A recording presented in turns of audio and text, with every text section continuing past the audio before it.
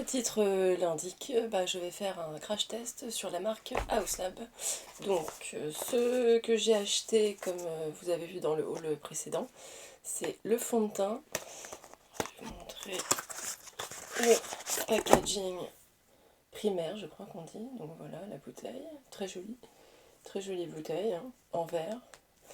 Il a l'air énorme comme ça, mais il n'y a que 30 ml. Donc il s'appelle le Triclone Skin Tech Foundation. Voilà. Donc apparemment c'est un fond de teint plutôt lumineux. Et apparemment il a un rendu très flawless et très glowy. Ensuite, on va également essayer cet highlighter. Très joli packaging. Donc l'highlighter c'est un doré pêche, un petit peu rosé. Doré et rosé, c'est un multichrome en fait. Donc on va voir si je l'utilise en highlighter ou plutôt en topper de blush. Je vais voir, parce que vu que j'ai la peau très claire, je sais pas trop ce que ça va donner. Et je vais utiliser le bronzer qui ressemble à ça. Donc ça c'est le bronzer en teinte 2, c'est une teinte light, c'est la deuxième plus claire, voilà. Donc on va commencer, alors bon je me suis déjà maquillée les yeux avec la palette, je crois que c'est Nocturnal, ouais c'est ça, Nocturnal de Laminatrix. Je vous montre un petit peu la tête de la palette, donc voilà, elle est très jolie cette palette. Je sais pas si elle est encore en vente, je pense que oui, hein, parce qu'ils l'ont sortie il n'y a pas si longtemps que ça. Et c'était la première fois que j'utilisais, elle est très jolie, j'aime beaucoup le rendu de mon make-up.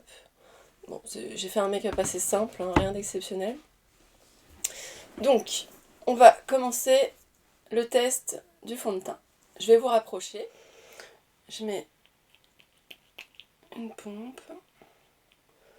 Donc là, je vous montre un petit peu la texture. Oui, c'est assez liquide. Vous voyez. Là, je vais peut-être le secouer. Ça me paraît quand même beaucoup liquide. Attendez, je secoue. Ouais, non, c'est pareil. J'en mets sur ma Beauty Blender et c'est parti.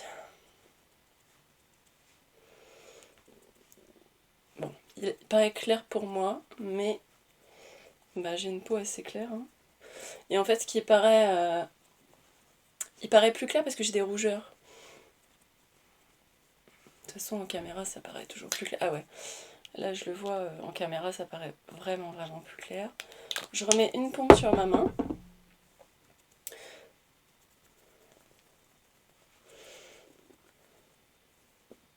Il s'applique facilement déjà pour l'instant, vraiment très facilement. Ça m'étonne pas vu qu'il est très liquide.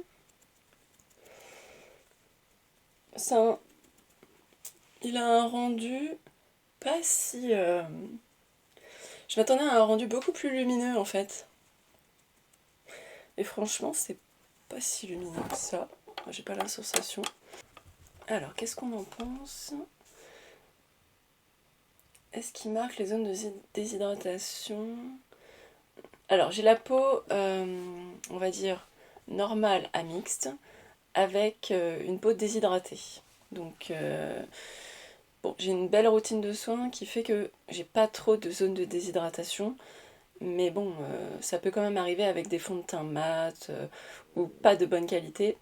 Et là, je ne vois aucune zone déshydratée, de patch. Ça ne fait pas ressortir les sécheresses. Surtout là, vous voyez, j'ai des petits boutons que j'ai essayé d'éclater hier. Et j'ai des petites croûtes. Et il n'y a pas du tout de texture. Donc c'est pas trop mal. Pour l'instant, ça me plaît bien. Par contre, j'avais lu des choses sur le fait qu'il lissait les pores. Moi, j'ai pas mis de base exprès pour voir un petit peu le rendu. Et je trouve pas du tout qu'il lisse les pores. Hein.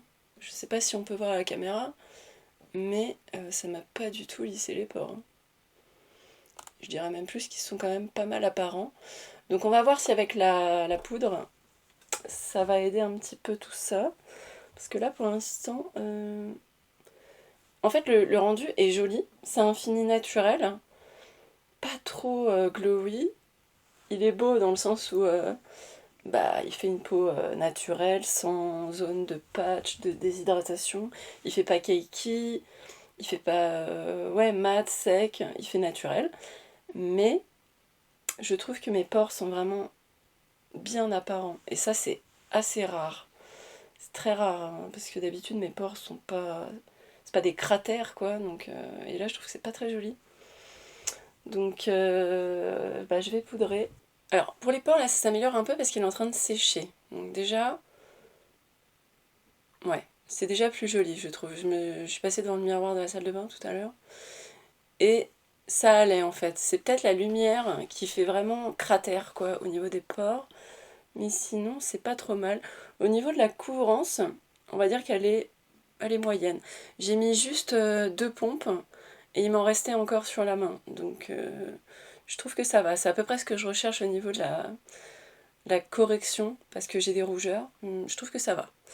C'est pas mal, quoi. C'est pas hyper couvrant, mais c'est pas non plus trop léger.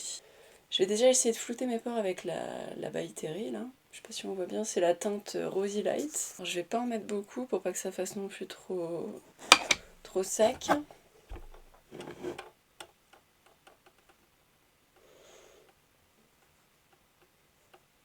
Ouais, c'est mieux. C'est beaucoup mieux.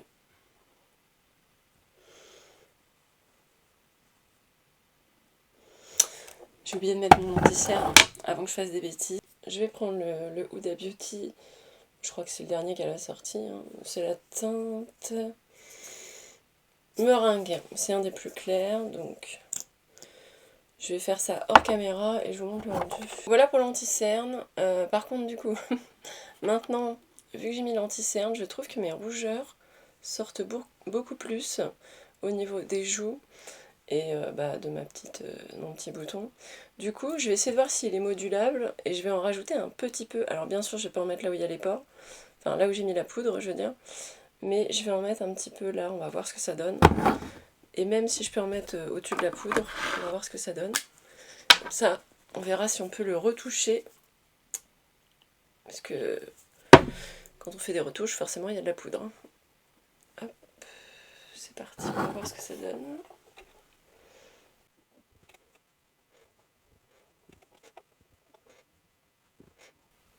Donc clairement, il est modulable. Hein. Ça fait pas du tout patchy. Et sur la poudre, là où j'ai mis la poudre, aucun problème.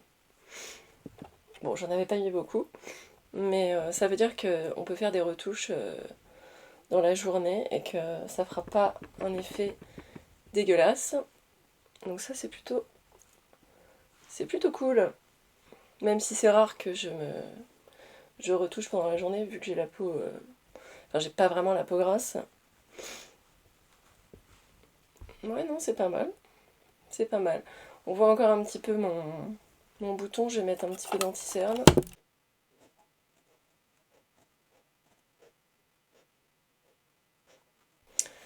Donc voilà, j'ai mis un petit peu d'anti-cerne au niveau de mon bouton. Par contre, ce qui est rigolo, c'est que l'anti-cerne Huda Beauty que j'aime bien, et bien en fait, là, sur ma zone de sécheresse, et bien sur la croûte, ça fait une petite peau, un petit peu de patch en fait.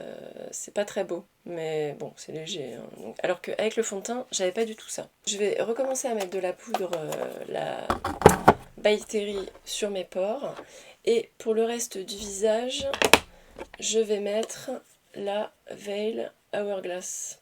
Voilà, je vais mettre celle-ci, qui est vraiment au bout de sa vie. J'ai dû ouvrir le tamis pour pouvoir récupérer ce qui restait dedans.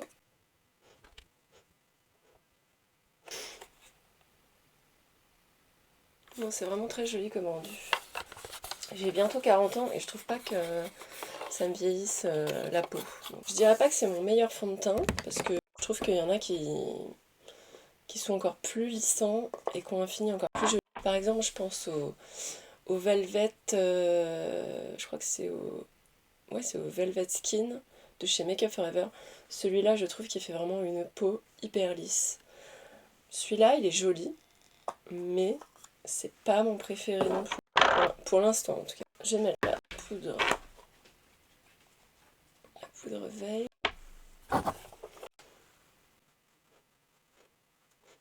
Bah écoutez, le résultat est très joli. Je vous laisse regarder. Non, c'est pas mal. Bon, bah du coup, ça a bien matifié.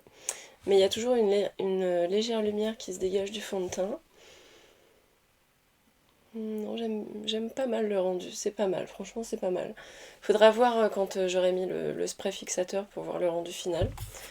Je vais continuer du coup avec le bronzer de la marque, avec ce bronzer là en teinte 2.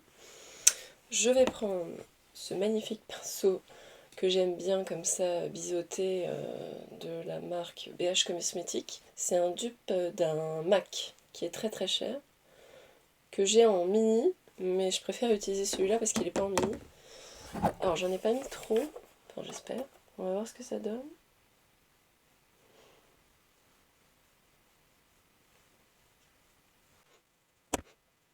Non, bah écoutez, il est pas mal. Hein.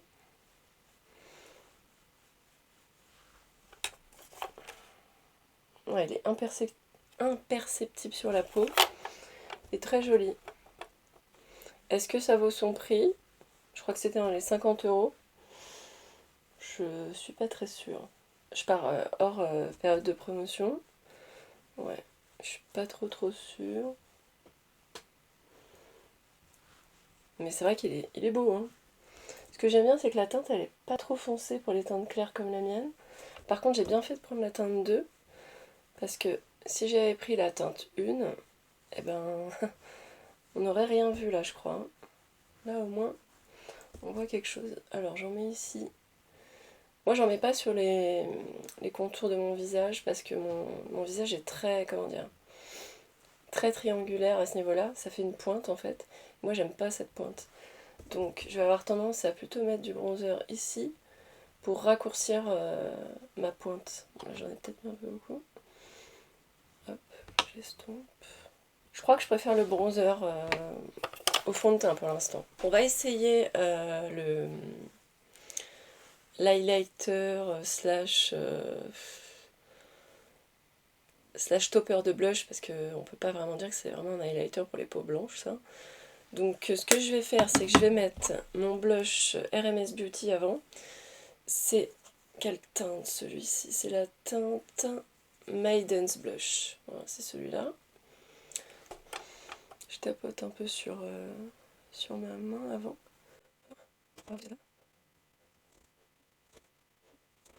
Je force un petit peu les traits par rapport à d'habitude parce que en vidéo, avec les lumières surtout, on voit un peu moins les teintes. Donc j'essaie d'en mettre un peu plus. Mais moi j'ai plutôt la main légère. J'aime pas quand... Enfin pour les yeux non. Et pour le teint, j'aime pas quand ça se voit trop. Maintenant on va mettre le super highlighter de House Lab. C'est celui-ci. Donc je sais pas si on voit bien mais il est duochrome. Donc c'est parti, avec quel pinceau je vais mettre ça? Bon, ça c'était un pinceau Sananas Sephora. Il a l'air pailleté. Ouais, j'ai l'impression qu'il est pailleté. Mais bon, moi ça me dérange pas forcément. Alors, j'en mets pas beaucoup pour voir un petit peu ce que ça donne. Oh, il est beau, il est... En fait, ça... on voit surtout le rose, j'ai l'impression. J'ai pas l'impression qu'on voit tant que ça le doré pêche. C'est très joli. Non, c'est pas mal, hein, franchement. Et finalement, il a pas l'air si pailleté que ça. C'était peut-être un overspray. Attendez, je vais regarder. Bon, j'en ai pas mis assez à mon goût. Non, j'ai pas l'impression qu'il soit pailleté. Non, et il est hyper fin. Non, c'est très joli. Bon, par contre, je pense que la teinte, c'est pas une teinte que tout le monde va apprécier parce que c'est une teinte quand même pas très naturelle, on est d'accord. Mais, bah pour les fêtes, enfin moi personnellement ça me dérange pas. Hein. Je suis pas quelqu'un d'hyper naturel, je pense que ça se voit. Mais pour les gens, on va dire que... Et même je pense qu'en topper de blush, parce que là, vous voyez, il a un beau reflet rose, doré pêche. Je pense qu'en topper de blush, ça peut être très très très joli. Donc non, je suis vraiment pas déçue. Et il n'y a pas de paillettes. Je ne vois pas du tout de paillettes. Et il est hyper hyper fin sur la peau. Non, vraiment, il est très très très joli. J'aime beaucoup. Alors c'était la teinte, je vous ai pas dit la teinte. Je crois que c'est la seule qui est due au chrome, c'est la Pink Améthyste. Ouais, donc bah écoutez, par rapport à tout ce que j'ai testé pour l'instant, on va dire que mes coups de cœur, ce sont les highlighters et bronzers. Pour le moment, le fond de teint Triclone, je trouve sympa, joli, il fait pas de marque, il fait pas de zone de déshydratation, il n'est pas cakey, non, il est joli, mais il me floute pas, il floute pas le visage, il donne pas un effet blur, quoi, vous voyez. Alors que tout le monde disait qu'il donnait un effet blur, moi je ne trouve pas. J'en ai qui font un plus joli effet que ça sur la peau. Donc voilà, je vais mettre du rouge à lèvres, un coup de spray fixateur, et je vais vous montrer ce que ça donne au final. Voici le résultat, donc avec, alors le rouge à lèvres, j'ai pas mis de rouge à lèvres, en fait j'ai juste mis un gloss Fenty, c'était dans un coffret de Noël, ça devait être il y a 1 an ou 2. Et qu'est-ce que j'ai mis comme spray? Bah tout simplement le Morphe, voilà. Bah écoutez, finalement, je trouve que avec le spray, bah ça rend pas mal du tout. Ce que je dirais, c'est que mes coups de cœur sont vraiment le bronzer et l'highlighter, qui, je trouve, ont une valeur ajoutée par rapport à ce qu'on peut trouver dans le marché. Ils sont très fins, ils ne marquent pas les zones de sécheresse, de déshydratation, ils ne font pas cakey, ils sont très très fins, très jolis, un peu satinés, un petit peu satinés pour le bronzer, pas ultra mat, vous voyez ce que je veux dire?